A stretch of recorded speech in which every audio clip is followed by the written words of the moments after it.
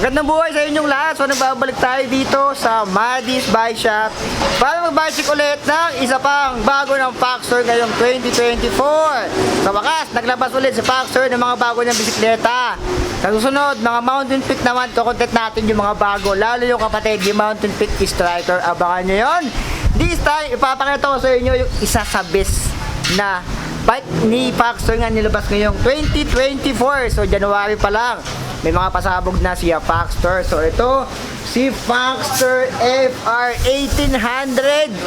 May nabago ditong malaki. Grabe. Papakita ko sa inyo mamaya yan kung curious kayo. Panoorin nyo itong vlog na to. And dito lang yan sa Maddie's Bike Shop. Sa may Pugad, Lawin. Sa may Muñoz yan. Congressional Avenue. Searchable sa YouTube. Searchable sa Google Map and sa Waze. Maddie's Bike Shop. Lalabas na yan. Maglalakbay ako patungo sa kawalan. Okay, i-check na natin to. Isa pa sa pinakamagandang nilabas yung Paxor ngayong 2024. Ito yung Paxor FR 1800.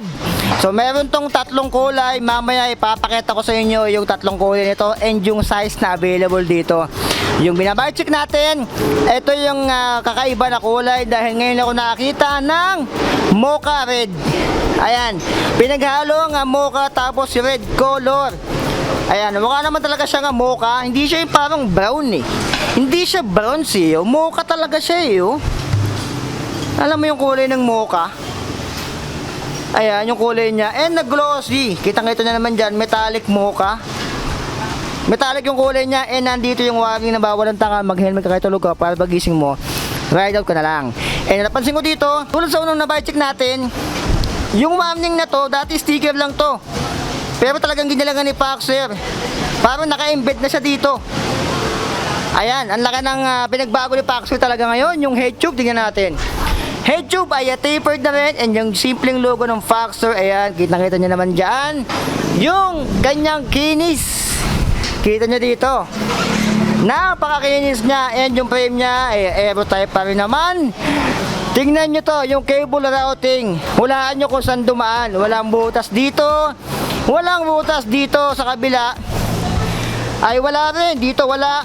Dito ay wala. Usual, di ba? May mga butasan dito or at least abang sa taas and sa baba. Pero ito ay wala. Dahil dito dumaan yung kanyang mga cable. Ayan, nasa ilalim. Dahil naka-integrated system na to. Yung size na check natin ay size 49 cm. And meron pa tong isang size na available. May 48 din yata to, pero mamaya papakita ko sa inyo yung mga kulay na available pa dito. Ito ay size 49, yung kanyang seat tube.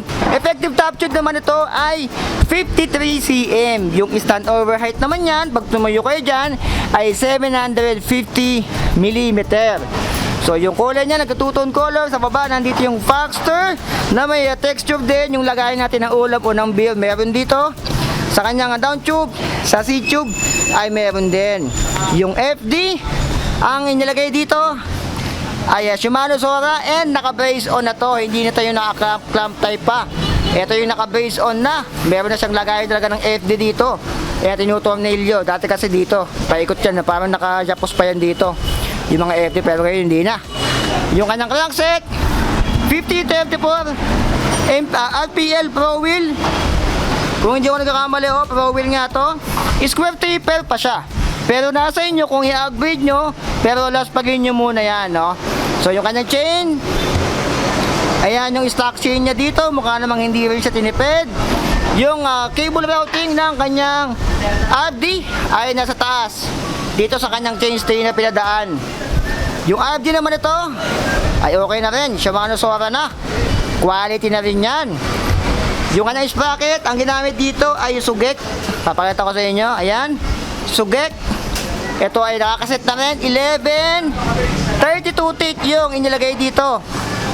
So naka 9 speed yan. 11 32 teeth and kaset na rin. Hindi nyo napapalitan yan, no? Yung kanyang hub ay Paxor na rin yung brand niyan, alloy and seal bearing. Yung kanyang spoke, stainless, 48 pa rin. Tulad dun sa mga nauna na bike check natin ng mga Paxor na 2024. 4, 8, 12, 16, 20, 24, 28 spokes. yung ilagay dito, stainless yan.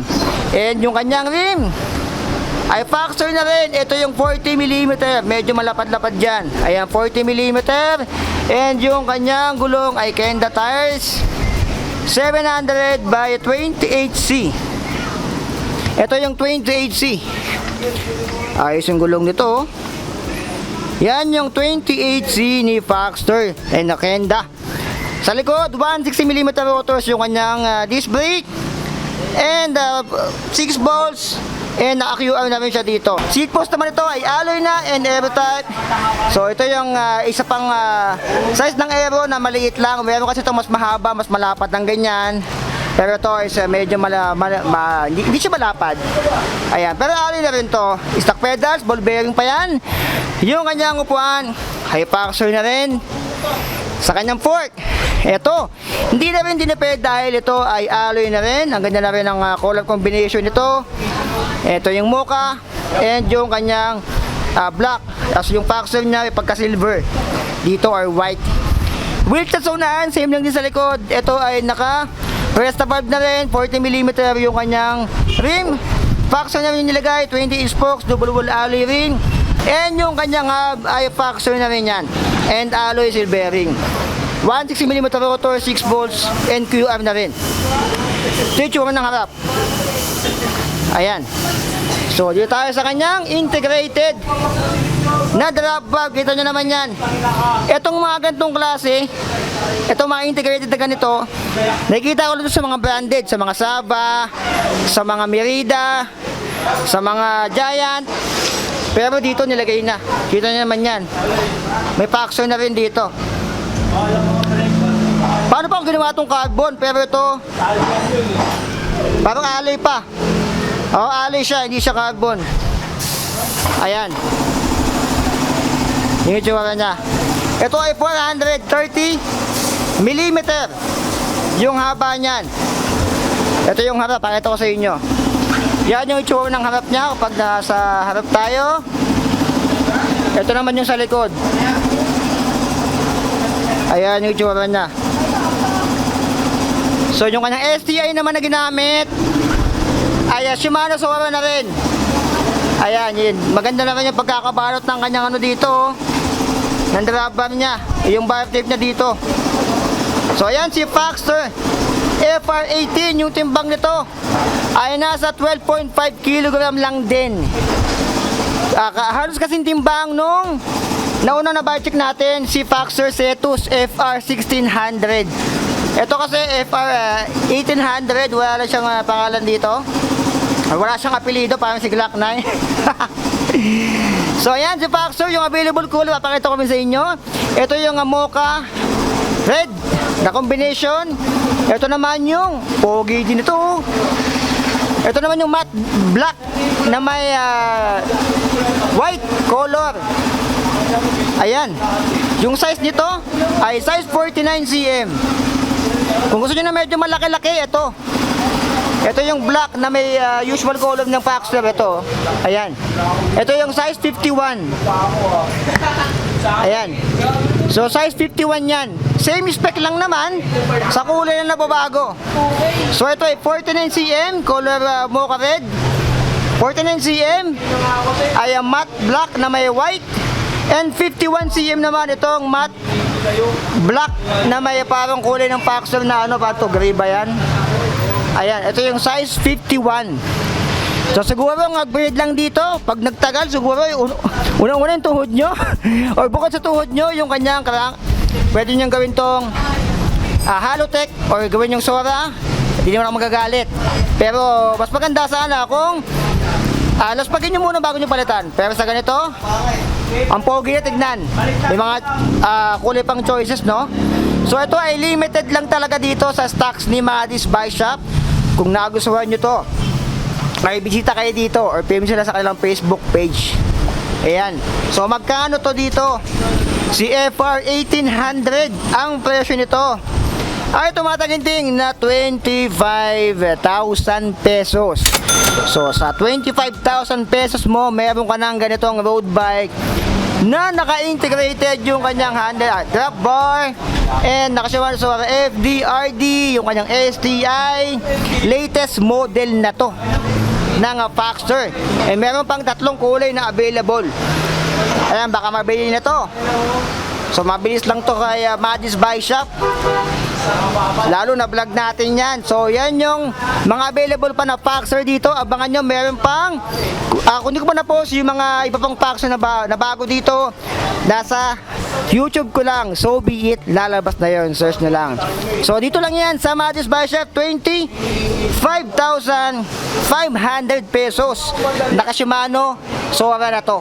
Ang upgrade lang dito, ito lang talaga. Yung kanyang crankset, gawin yung Shimano Sora din or gawin yung Halotech, nasa inyo na. Ayan po, okay na rin to.